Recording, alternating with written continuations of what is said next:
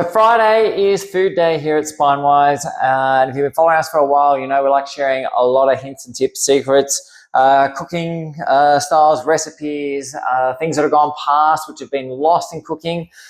But today I want to talk to you about something we haven't discussed before, and that is the cookware you use. We've discussed different fats that you should cook with, and like we've never actually spoken about cookware to use. So the big problem we have with it is most cookware nowadays is actually potentially quite dangerous. So we've gone through a period of using aluminium, which we now know leaches into food and creates a whole lot of problems. We've gone into the whole Teflon thing, which we know now has full of PFOS. It doesn't actually ever get out of the human body and creates problems. So there's a whole lot of different range of cookware that you can use in your home every day that actually works really well, that is quite safe. I want to talk to you about three different formats right now that we can use. So the first one I want to talk about is probably the workhorse of your kitchen. This is the one that really should do most of your cooking with, and is a really awesome way of cooking. It has good heat transfer if you use it the right way, and that is stainless steel. So stainless steel is great. You need to remember a few things about stainless steel. Stainless steel is actually quite easy to clean. The biggest problem with stainless steel is that people heat them too high. They cook with them at too high temperatures, and this tends to really burn food into the pot, which creates a problem with them. They also tend to clean them when they're cold, where if the pots are a little bit warm, they do clean really easily. One problem with stainless steel, though, is stainless steel doesn't hold heat very well. It's a big problem. So in order to use stainless steel, you need a really nice solid base. So pots like this that have a good 5mm copper base on them, they're going to work really well. They're going to hold heat very well. They do take a little bit of time to heat up, but once they're there, they're going to really spread that heat nice and effectively. Really, really nice pots, stainless. Don't heat them to high temperatures, though. You don't want to be cooking at very high temperatures with them. One of the problems you have with stainless is at high temperatures, they do tend to burn food very quickly. And at the same time, at high temperatures, stainless does tend to leach nickel into the food as well, which is not a great heavy metal for us to be consuming. So stainless should be your workhorse. This is where you do most of your cooking with. But understand, though, quite often you need a non-stick pan. Okay, so we're going to move the stainless out because whilst it's great, it's not actually very non-stick. So we're going to move that out of the way. Traditionally, our non-stick pans have been Teflon. The problem is Teflon creates a whole lot of problems for your health long term. So we want to move away from those things. So the first thing I want to talk about before we get into these two types of pots is to understand that when we're talking about non-stick, you need to understand that there is no pot out there really that's going to give you non-stick to the life and the length of PTFE pots, and those Teflon-based pots. So when you take it out of your mind that a Teflon-based pot used to last you 4 or 5 years, they were great, provided you didn't scratch them with metal surfaces, metal appliances, they'd last pretty well forever. That's not going to happen once you start moving away from PFOS and PTFE-based pots. So really, we've got two really good options that are available for us. So the first one is your stock standard traditional cast iron pot. These things are great. They are very non-stick if you use them the right way. So they need to be seasoned with oil. One of the problems that you do have with this, and most seasoning is generally done with things like olive oil and other liquid oils. That's great, but when you reheat them over and over and over again, they start becoming a potential problem for your health. So seasoning them with saturated fats such as ghee and lard, things like this, is harder to do, but is much healthier for you. A good seated cast iron pot will last a lifetime and always be really, really non-stick. Fantastic pots.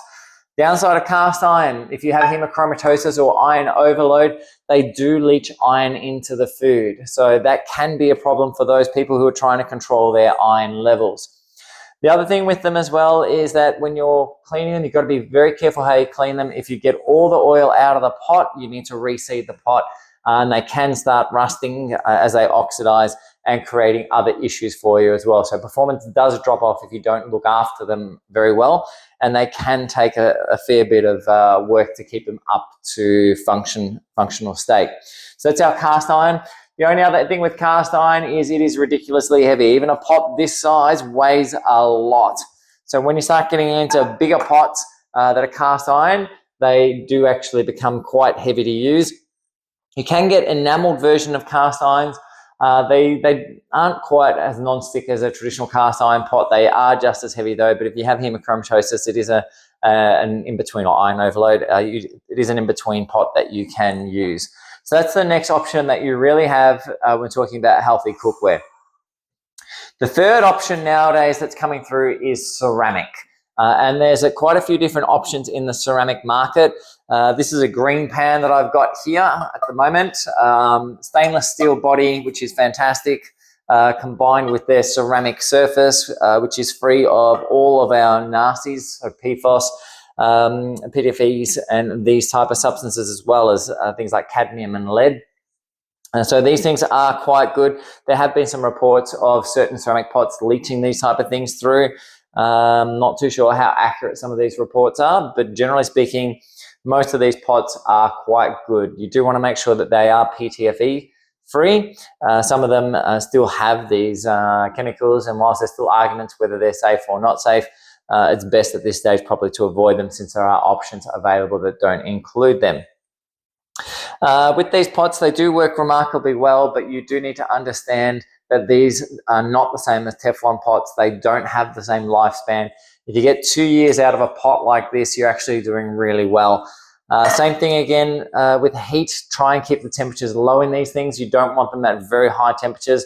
They can carbonize food, which sticks to the pot, which then makes it very hard to clean and gets rid of its non-stick coating. So we want to keep them really low. Other things to be aware of: many of these ceramic pots have aluminium bases to them, not stainless steel. When they do have aluminium with them, you need to understand that if you scratch the surface and break the surface, that aluminium potentially has the ability to leach into the food and create problems as well. So we want to be making sure that we're having a good quality pot when we start talking about ceramics. Also be aware that all of these pots that I've got here, whether it be the green pan ceramic, whether it be the cast iron or the stainless steel, will all work on induction cooktops. Induction is becoming more and more commonly used, especially as the state tends to start phasing out gas in the near future, some stage. So this will become the mainstream. However, what we need to understand is that induction cooking really relies on magnetism. So you need to make sure that your pot is magnetic in order for it to work. So you can do that just by grabbing a magnet and sticking it to the pot and seeing if it stays there or not. But most pots will now state whether they are good for induction or not. When we start getting into ceramics and stones, be aware that pure ceramic, which is a great form of cookware, pure ceramic though does not have any magnetism in it, as the lack of steel through it. So the result of that is they generally don't work on induction cooktops. If you are going to look at ceramics for induction cooktops, they'll generally end up being ceramic coated, such as this green pan pot.